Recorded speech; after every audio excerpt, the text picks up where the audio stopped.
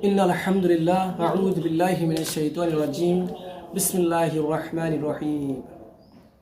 সমস্ত প্রশংসা আল্লাহ তাআলার শাহী দরবারে, যিনি আমাদেরকে দয়া করে মায়া করে আশরাফুল মাখলুকাত হিসেবে উম্মতে মুহাম্মাদি হিসেবে সৃষ্টি করেছেন। সেই রব্বুল আলামিনের শাহী দরবারে অসংখ্য শুকরিয়া জানাই।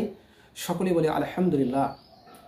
শতকোটি দরুদ ও সালাম মানবতার মুক্তির দূত, যাকে সৃষ্টি না করলে আল্লাহ পাক কোনো কিছু সৃষ্টি করতেন না, সেই নবী আকে নামদার তাজিদারে মদিনা জনাবে মুহাম্মদ রাসূলুল্লাহ, সকলে বলে সাল্লাল্লাহু আলাইহি ওয়াসাল্লাম। সম্মানিত মুমিন মুসলমান দিনী ভাই ও বোনেরা, আপনারা কেমন আছেন? আশা করি আল্লাহর অশেষ রহমতে আপনারা ভালো আছেন। আলহামদুলিল্লাহ, আমিও আল্লাহর অশেষ মেহেরবানিতে সুস্থ আছি, ভালো আছি, আলহামদুলিল্লাহ। সম্মানিত ভিউয়ার্স, আপনারা দেখছেন জিন জাদুর কোরআনিক চিকিৎসা ইউটিউব চ্যানেল, সাথে আছে আমি মোহাম্মদ অলিউল্লাহ। তো সম্মানিত ভিউয়ার্স, আজকে আপনাদের সামনে এমন একটা শক্তিশালী বা পাওয়ারফুল বশীকরণের বা মহব্বতের তদবির নিয়ে হাজির হয়েছি। আসলে আমার কথাটা শুনে আপনারা কতটুকু বিশ্বাস করবেন জানি না। আমি নিজে যে আমলটা করি বা এটা আমি করেছি, আপনারা এটা না করলে এটা বুঝতে পারবেন না। কারেন্টের সুইচ দিলে যেরকম লাইট জ্বলে, ওটা ঠিক এরকমভাবে তদবিরটার কাজ করবে ইনশাআল্লাহ তাআলা। যাদের স্বামী স্ত্রীকে ছেড়ে চলে গেছে বা স্ত্রী স্বামীকে ছেড়ে চলে গেছে, অথবা স্ত্রী স্বামীকে দেখতে পায় না, স্বামী স্ত্রীকে দেখতে পায় না, এরকম যদি হয়, অথবা আপনার মনের মানুষ আপনাকে ছেড়ে চলে গেছে, আপনার সাথে যোগাযোগ করে না, যে সমস্ত ক্ষেত্র জায়েজ, সেই ক্ষেত্রে যদি আপনি তদবিরটা করেন ইনশাআল্লাহ তাআলা, এই তদবিরটা কারেন্টের মতো কাজ করবে। তো যাই হোক, আপনি যদি আমার এই চ্যানেলের নতুন দর্শক হয়ে থাকেন এবং এই রিলেটেড নতুন ভিডিও যদি আপনি দেখতে চান এবং শিখে নিতে চান, তাহলে আমার এই জিন জাদুর কোরআনিক চিকিৎসা ছোট্ট চ্যানেলটি সাবস্ক্রাইব করে দিন এবং পাশে থাকা বেল আইকনটি অল করে রাখুন, যাতে করে আমি যখনই এই নিত্য নতুন ভিডিওগুলো, এই রিলেটেড নিত্য নতুন ভিডিওগুলো আপলোড দেব বা আপলোড করব, আপনার মোবাইলে একটা নোটিফিকেশন যাবে, যাতে করে সেখান থেকে আপনি ভিডিওগুলো অতি সহজে দেখে নিতে পারবেন এবং শিখে নিতে পারবেন। তো চলুন সরাসরি আমরা আমলে চলে যাই।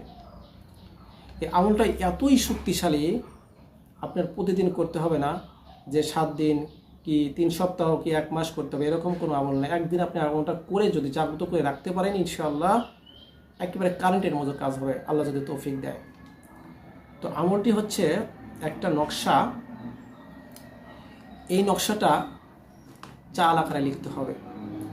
এখন বলতে পারেন যে চাল আকার কি? এটা একটা সিরিয়াল আছে, সেই সিরিয়াল অনুযায়ী লিখতে হবে। আমরা নিয়ম বলে দিচ্ছি। এই আমলটি করার জন্য প্রয়োজন 5টি জিনিস। 1 নাম্বার হচ্ছে একটা কলম, মেশক জাফরান কালি, একটু কাগজ, একটু চিনি এবং একটা চিকন কাঁচের শিশি। এই 5টা জিনিস লাগবে। তো আমলটি আপনি কখন শুরু করবেন, কিভাবে শুরু করবেন, আমি বিস্তারিত আরও আলোচনা করব।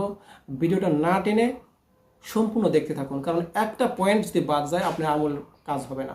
এজন্য আমি বলছি আপনারা প্রথম থেকে শেষ পর্যন্ত একবার খুঁটে সম্পূর্ণ ভিডিওটা মনোযোগ সহকারে দেখুন।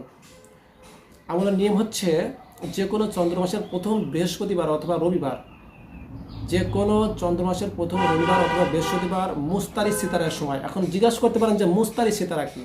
হয়তো এই সিতারা সংক্রান্ত বিষয়ে আমি একটা ভিডিও আপনাদেরকে দেবো, আল্লাহ যদি তৌফিক দেয়, সেখান থেকে জেনে নেবেন, অথবা আমাকে সরাসরি ফোন দিয়ে আমার কাছ থেকে জেনে নিতে পারেন ইনশাআল্লাহ। তো যাই হোক, সেই মুস্তারি সিতারার সময় এই নকশাটা সুন্দর করে কাগজে লিখবেন। মেশক জাফরান কালি দ্বারা সুন্দর করে সিরিয়াল অনুযায়ী কাগজে লিখবেন। লেখার পর আমি স্ক্রিনে নকশাটা দিয়ে দেব। তো এই হলো নকশা। এই নকশাটা সুন্দর করে কাগজে লিখবেন। লেখার পর আপনি নকশার নিচ দিয়ে নাম লিখবেন যে আল্লাহু অমুক বিন অমুক। যদি পুরুষ হয়, যদি পুরুষের জন্য করেন, তাহলে পুরুষটার নাম লিখবেন, বিন তার বাবার নাম। আর যদি মহিলার জন্য লেখেন, মহিলাকে তাবেদার করার জন্য, তাহলে সেই মহিলাটার নাম লিখবেন এবং তার মায়ের নাম, বিন লিখে তার মায়ের নাম লিখবেন। আল্লাহুব আপনার, তারপরে যে করছে তার নাম। এক কথায় যাকে বশ করবেন তার নামটা আগে দিবেন এবং যে বশ করবে তার নামটা পরে দিবেন। এটা লিখে সুন্দর করে ভাঁজ করে আচ্ছা, আরেকটা কথা বাদ দিছি, এটা সুন্দর করে লেখার পর একটু আতর মেখে দিবেন। আতর মেখে দিবেন ওই নকশাতে, মেখে সুন্দর করে ভাঁজ করে আগরবাতির উপর কিছুটা ধরবেন। ভাঁজ করার আগে আগরবাতির সামনে ধরবেন, ধোঁয়াটা দিবেন এখানে। দিলে কি হবে, তাবিজটা আরও শক্তিশালী হয়ে যাবে ইনশাল্লাহ। তারপর সুন্দর করে ভাঁজ করে ওইটা ওই যে কাঁচের শিশি আছে, কাঁচের শিশির মধ্যে ঢুকায়া দিবেন। কিন্তু এখানে আরেকটা কথা আছে, এই কাঁচের শিশিতে ঢোকানোর পূর্বেই আপনি নকশাটাকে অবশ্যই জাগ্রত করতে হবে। জাগ্রত না করলে কিন্তু কাজ হবে না। জাগ্রত করা নিয়ম হচ্ছে, সর্বপ্রথম দরুদ ইব্রাহিম 11 বার পরে 11টা ফু দিবেন ওই নকশাতে। এরপর সূরাতুল ফাতিহা 3 বার পরে 3টা ফু দিবেন। এরপরে ইসমে আজম 3 বার পরে 3টা ফু দিবেন। এরপরে আয়াতুল কুরসি 3 বার পরে 3টা ফু দিবেন। পুনরায় দরুদ ইব্রাহিম 11 বার পরে 11টা ফু দিবেন ওই নকশাতে। ইনশাআল্লাহ তাআলা আল্লাহ যদি চাহে নকশাটা সঙ্গে সঙ্গে জাগ্রত হয়ে যাবে। তখন আপনি সুন্দর করে ভাঁজ করে ওই শিশির মধ্যে নকশাটা ঢুকায়া দিবেন। দেওয়ার পরে ওই যে চিনি আছে কিছু পরিমাণ, ওই চিনিটা এর মধ্যে দিয়ে দিবেন, কি বলে আপনার শিশির মধ্যে ঢুকায়া দিবেন। পরিপূর্ণ ভরে না দিয়ে কিছুটা বাকি রাখবেন, সামান্য এতটুকু বাকি রাখবেন, শিশির মাথা পর্যন্ত এতটুকু বাকি রাখবেন, চিনিটা একটু গ্যাপ রাখবেন, আর পুরোটাই চিনি দিয়ে ভর্তি করে দিবেন। দেওয়ার পরে আপনার ওই শিশটা মুখটি আটকিয়ে চুলার এমন একটা পাশে, চুলার সাইডে একটা গর্ত খুঁড়ে সেখানে পুঁতে রাখবেন। এমন জায়গায় পুঁতে রাখবেন না যে ওইটা আগুনের হিট লাগে একবারে পুড়ে ফেটে যায়। একটু ফাঁকে, সামান্য একটু ফাঁকে দিবেন, যাতে করে সামান্য হিট লাগে। এবং ওই হিটটা লাগার কারণে, ওই শিশিতে হিট লাগার কারণে ভিতরে যে তাবিজটা আছে, তাবিজটা যেন হিট হয়। যতই হিট হবে ওই তাবিজটা, ততই আপনার ওই মাসুক ওখানে অস্থির হয়ে যাবে আশিকের জন্য।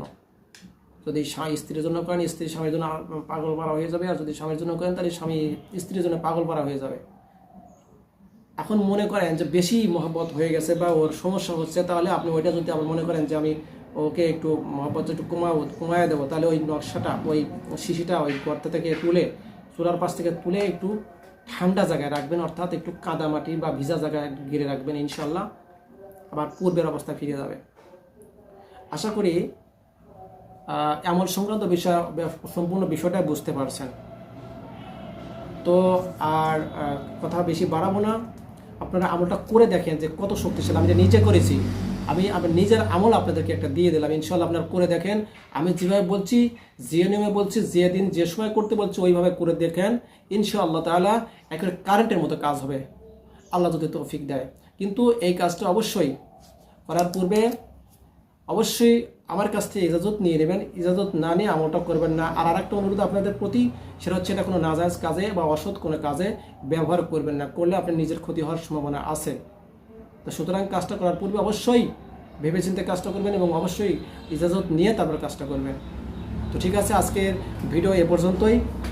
পরবর্তীতে ইনশাআল্লাহ আপনাদের সামনে অন্য কোনো একটা ভালো আমল বা ভালো কোনো তদবির নিয়ে হাজির হব। আমার জন্য দোয়া করবেন। আপনাদের জন্য আমি দোয়া করি, আল্লাহ পাক সকলকেই বেশি বেশি নেক আমল করা তৌফিক দান করুক এবং সকল রকম বাধা বিপত্তি বালা মুসিবত থেকে হেফাজতে রাখুক। আমার জন্য দোয়া করবেন, আমিও আপনাদের সকলের জন্য দোয়া করি। সকলে ভালো থাকুন। আসসালামু আলাইকুম ওয়া রাহমাতুল্লাহি ওয়া বারাকাতুহু।